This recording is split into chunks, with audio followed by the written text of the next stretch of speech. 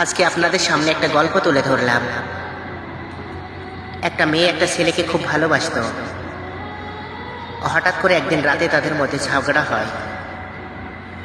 মেয়েটা অনেকবার সরি বলে, কিন্তু ছেলেটা রাগ করে ফোন কেটে দেয়। সারা রাত মেয়েটা ছেলেটাকে কল দেয়, SMS করে, কিন্তু ছেলেটা আর তার ফোনের কোনো রিপ্লাই দেয় না।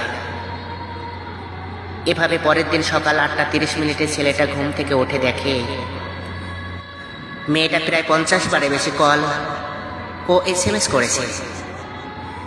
সেটা দেখে ছেলেটা SMS করে বলছে, সরি জান, আমি ঘুমিয়ে পড়েছিলাম।